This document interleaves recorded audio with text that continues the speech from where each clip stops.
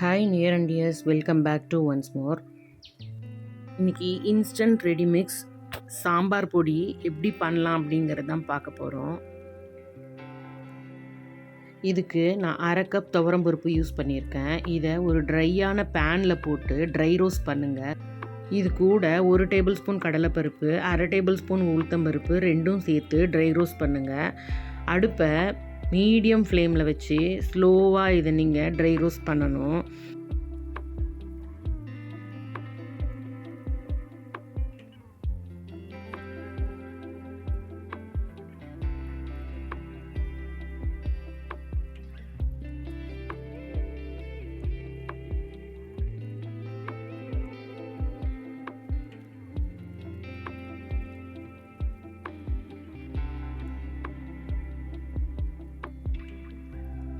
இப்போது பருப்போட கலர் நல்லா சேஞ்ச் ஆகி வந்திருக்கு, நல்ல வாசனையும் வருது.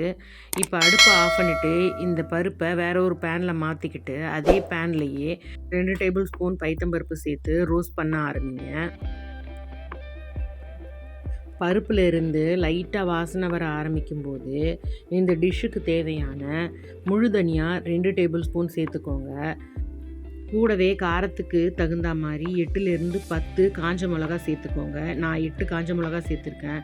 இது ரொம்ப காரம் இல்லாமல் கரெக்டாக இருக்கும் உங்களுக்கு. இப்போ இது எல்லாத்தையும் நல்லா ரோஸ்ட் பண்ண ஆரம்பிங்க.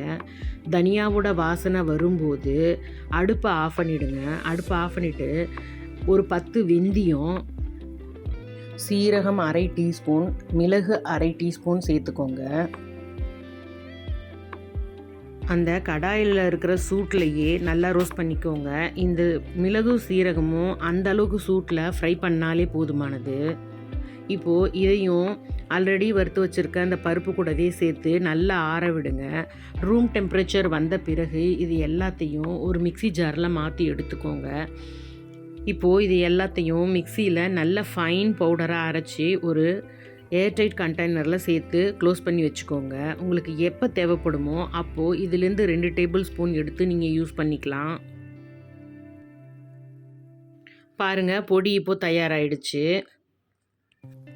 இப்போது இது கூட நான் 1 டீஸ்பூன் மஞ்சள் தூள் சேர்ந்து கலந்து கண்டெய்னரில் ஸ்டோர் பண்ணிக்கிறேன். ஏன்னா மஞ்சள் தூள் சேர்க்கறதுனால இந்த இன்ஸ்டன்ட் மிக்ஸில் சீக்கிரமாக வண்டு வராது.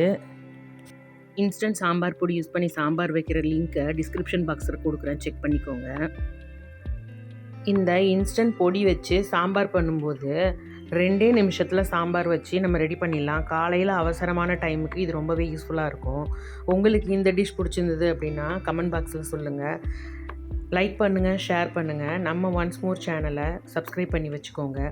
தேங்க்ஸ் ஃபார் வாட்சிங். பை.